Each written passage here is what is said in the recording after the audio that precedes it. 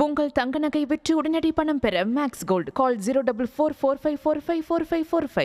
மதுரை வழக்கறிஞர் வாஞ்சிநாதனுக்கு எதிரான நீதிபதி ஜி.ஆர். சுவாமிநாதனின் அச்சுறுத்தலை கண்டித்து விழுப்புரம் நீதிமன்றம் முன்பு வழக்கறிஞர்கள் ஆர்ப்பாட்டத்தில் ஈடுபட்டு வருகின்றனர். இது தொடர்பான கூடுதல் விவரங்களோடு இணைகிறார் நமது செய்தியாளர் தாமோதரன். வணக்கம் தாமோதரன், விவரம்.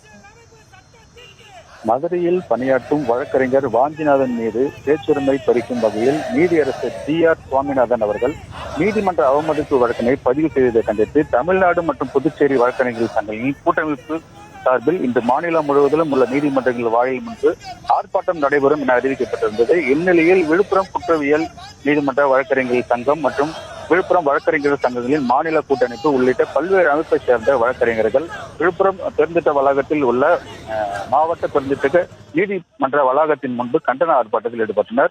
மாவட்ட தலைவர் ராஜகுரு, சகாதேவன், பன்னீர்செல்வம் உள்ளிட்டவர்கள் தலைமையில் இந்த கண்டன ஆர்ப்பாட்டமானது நடைபெற்றது.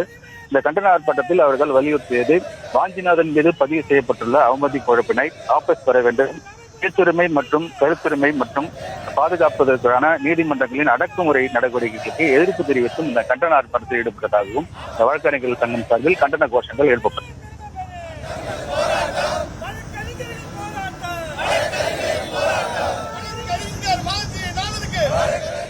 விவரங்களுக்கு நன்றி தாமோதரன்.